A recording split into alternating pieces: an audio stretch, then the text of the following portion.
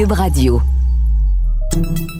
Salut, c'est Charles Dran avec l'équipe dans 5 minutes. On s'intéresse aux sciences, à l'histoire et à l'actualité. Aujourd'hui, on parle automobile. On les aime, nos autos.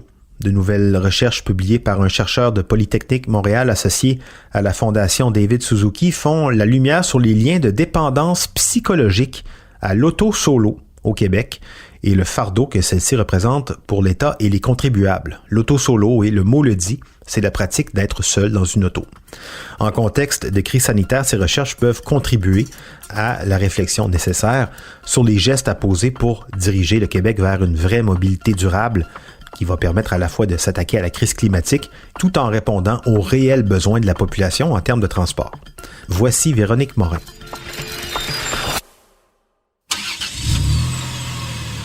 Un nouveau terme est apparu il n'y a pas si longtemps, auto-solo ou voiturage solo. Il est utilisé par des groupes environnementaux comme la Fondation Suzuki pour nous faire réfléchir sur le fait que se déplacer seul dans un véhicule crée beaucoup d'émissions de gaz à effet de serre, alors que si on transportait plusieurs personnes ou si on prenait le transport en commun, on diminuerait ces émissions. A-t-on vraiment besoin d'un véhicule par personne? En fait, les derniers chiffres de la Société de l'assurance automobile du Québec démontrent qu'il y a maintenant plus d'automobiles au Québec que d'automobilistes. De janvier à septembre 2020, il y a eu 50 000 véhicules immatriculés de plus sur les routes. Au moment d'enregistrer ce balado, il y avait plus de 5 200 000 voitures en circulation au Québec et l'année n'est pas terminée. Ça en fait des émissions de gaz à effet de serre. Mais vous allez me dire que c'est normal puisque le Québec est grand, que les distances sont longues et que l'étalement urbain fait en sorte qu'on n'a pas le choix de se déplacer en véhicule. Mais ni la géographie particulière du Québec, ni l'augmentation de la population ne suffisent à expliquer la tendance du voiturage solo à outrance. On pourrait croire que c'est l'environnement, la géographie, la localisation uniquement qui déterminent, mais il y a de forts aspects psychologiques et culturels qui entrent en ligne de compte. En fait, c'est comme si les Québécois étaient accros des autos. Ça fait partie de notre culture, on ne peut pas s'en passer, genre. C'est du moins ce que soutient Jérôme Laviolette, un chercheur en génie civil de Polytechnique de Montréal, qui estime qu'un changement drastique s'impose pour freiner rapidement la hausse des émissions de gaz à effet de serre, dont 22% proviennent du transport de personnes par automobile et VUS. L'auto-solo n'a pas que des impacts sur les GES, mais aussi sur la qualité de l'air, la sécurité routière, la santé physique et mentale des gens, sans compter sur notre porte-monnaie, l'économie québécoise.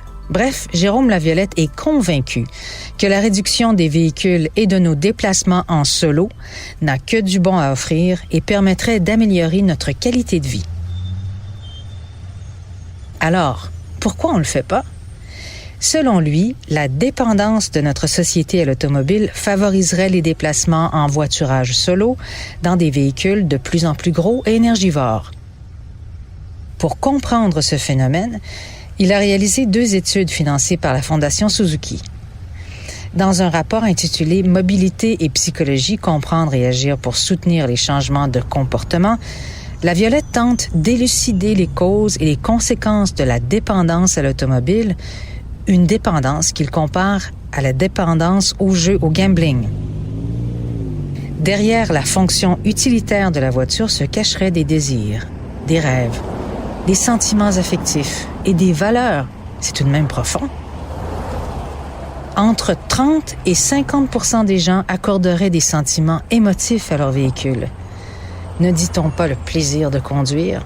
Mon beau char, ma belle petite auto bleue. Certains vont même leur donner des noms. Et tout aussi fort, sinon plus, cet attachement à la conduite s'accompagne d'un sentiment de liberté, de pouvoir aller où tu veux, quand tu veux. C'est très fort dans notre inconscient, à un tel point que, selon Jérôme Laviolette, on construirait même nos vies autour de ce besoin de posséder un véhicule, comme en choisissant une maison en dehors des grands centres, loin des services de transport, ou en s'opposant au projet de transport structurant, par exemple. C'est pas moi qui le dis, c'est lui, tout en admettant que tout cela puisse être inconscient chez la plupart des gens.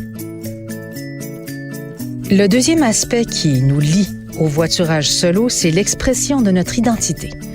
On associe certains types de véhicules à certains types de personnalités. L'enjeu est à la fois affectif et symbolique.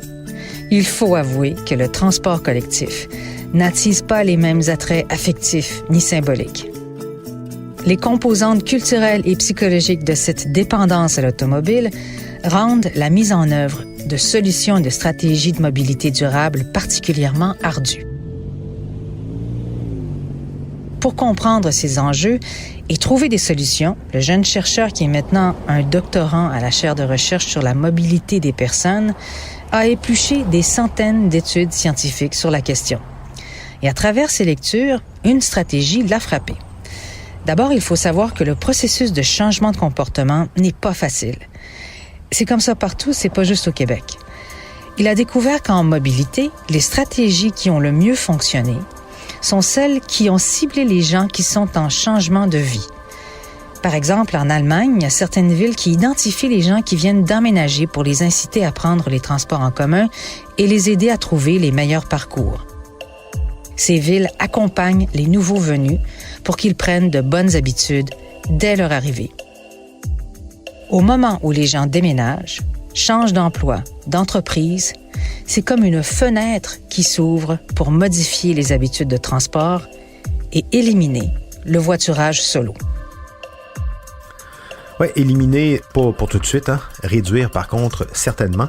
Une réflexion également, sans doute, pour le milieu du transport des marchandises, pourquoi pas. Les camions aussi, il y en a beaucoup trop sur les routes. Les trains, sans doute pas assez. C'est pas comme si on n'avait pas de place. Merci Véronique Morin. C'était en 5 minutes.